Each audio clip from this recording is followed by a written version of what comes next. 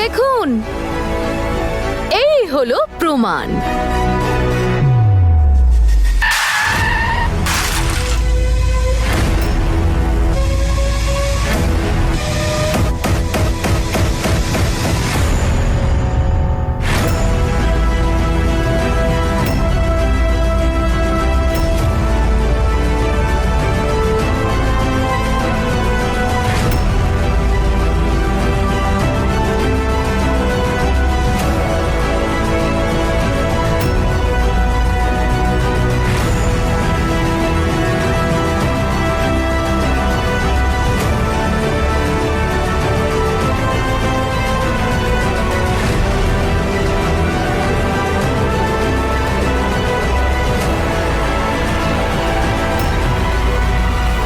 দেখতে পেলেন আপনারা কিভাবে অ্যাক্সিডেন্ট করার পরে রক্ত মাখা ডেড বডিটাকে ফেলে দিয়ে পালাচ্ছিল আপনাদের বংশের প্রদীপ।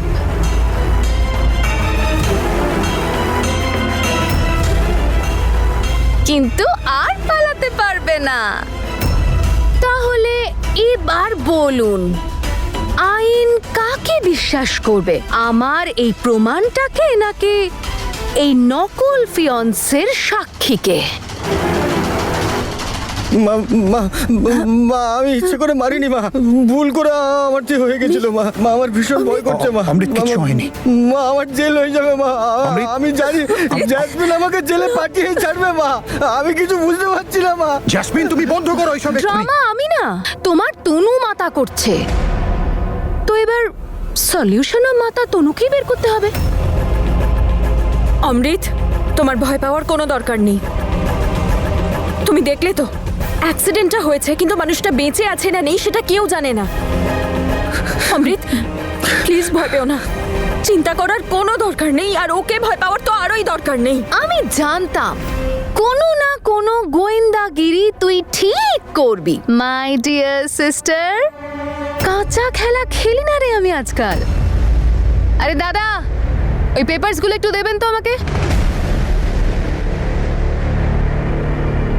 এই যে দেখ, এই হলো ছেলেটার ডেথ সার্টিফিকেট।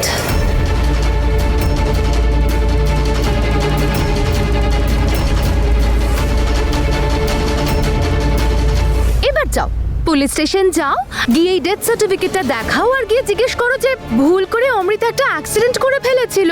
আচ্ছা ওই লোকটা বেঁচে আছে না মারা গেছে? যদি মারা গিয়ে থাকে তাহলে কি আবার বাঁচতে পারে? যাও যাও সবাই যাও। কেউ কোথাও যাবে না, ব্যাস কথা শেষ। আমি আমার দুই ছেলের মধ্যে কাউকেই হারাতে পারবো না।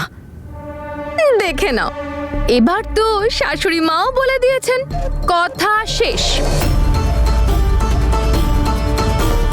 সো মিস্টার অঙ্গদ, এখন আপনার আর এখানে কি কাজ? দেখুন, এতক্ষণে তো সবাই জেনেই ফেলেছে যে আপনি ওদের শত্রু, সরি এদের হবু বৌমাকে সাপোর্ট করেছিলেন। তাই এরা সবাই মিলে আমার রাগটা আপনাকে দেখানোর আগেই কেটে পড়ুন এখান থেকে। বাই। আমার মনে যদি খাদ থাকতো না জ্যাসমিন, আমি এখানে আসতামই না। আর এই যে মিথ্যে কাণ্ডটা তুমি করলে, এর থেকে তো তোমাকে আমি বাঁচতে দেব না। ঠিক আছে, দেখা যাবে। আপনিও এখানেই আছেন আর আমিও আছি। হ্যাঁ, দেখে নেব।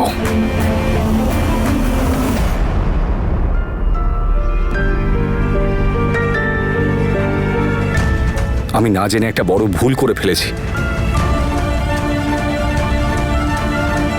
সম্ভব হলে আমায় ক্ষমা করে দেবেন।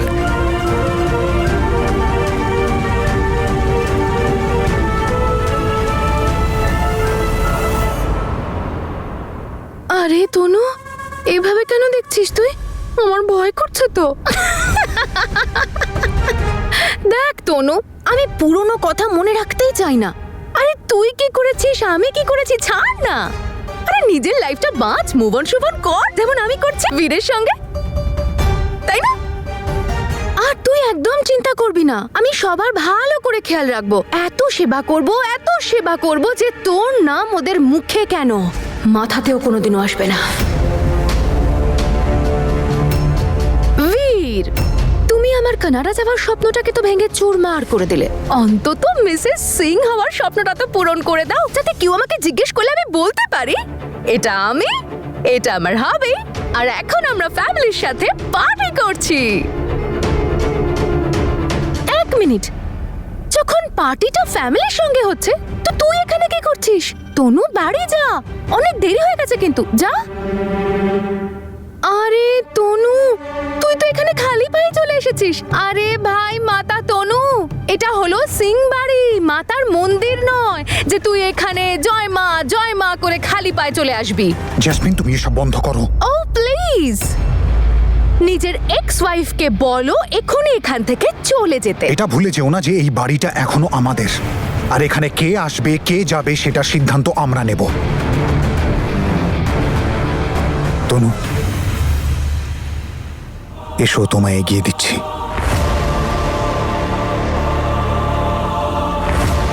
এখন তো ছেড়ে দিচ্ছি, কিন্তু বিয়ের পর এসব একদম চলবে না, ওকে?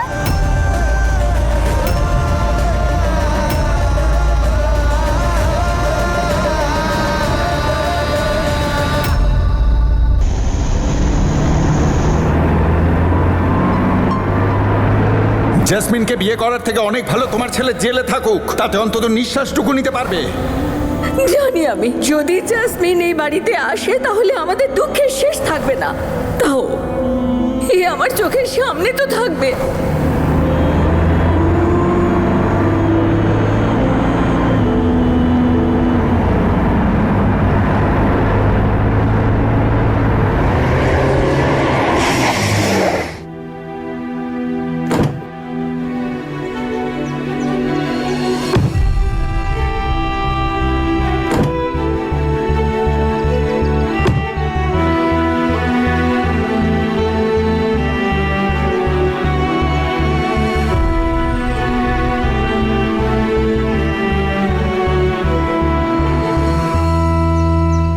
সরি তনু, আমি ভেবেছিলাম যে অমৃতের জায়গায় আমি জেলে চলে যাব, কিন্তু অমৃতকে কিচ্ছু হতে দেব না। কিন্তু মা আমাকে যেতেই দিলেন না।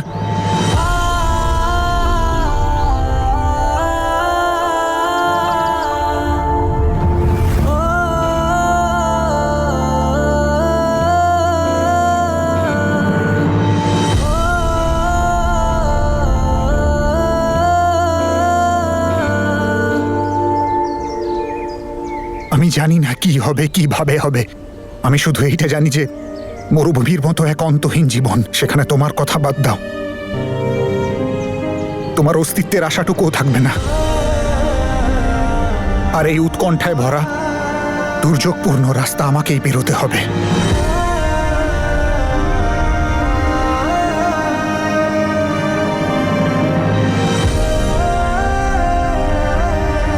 জীবনও কি অদ্ভুত হয়, তাই না? চলছে না থামছে, বোঝাই যায় না। মানুষ এগোতে চাইলেও জীবন তাকে পিছনে টেনে আনে, থামতে চাইলে তাকে সামনে ঠেলে দেয়।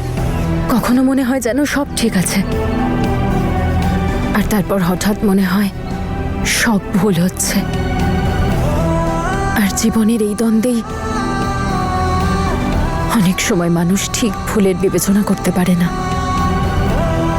আর তার উপর জীবনের আঁকা বাঁকা পথ, যেখানে আবার কেউ কেউ নিজের কাছের হয়ে যায়, যাকে পাওয়ার আনন্দটা থাক বা নাই থাক, হারানোর কষ্টটা থাকে।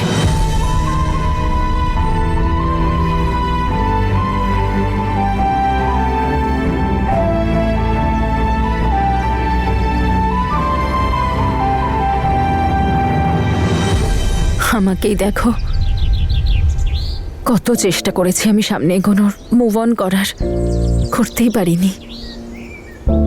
যখন মনে হলো যে না, আমার থামা উচিত, কারোর জন্য অপেক্ষা করা উচিত,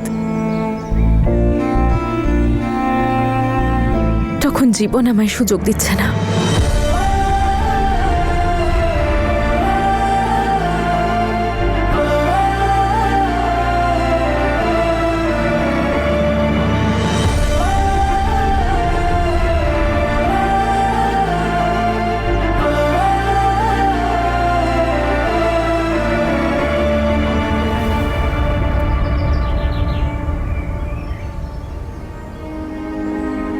কোনো জীবন হয়তো আমাদের অবসর দেয়নি, কিন্তু এই কটা মুহূর্ত দিয়েছে।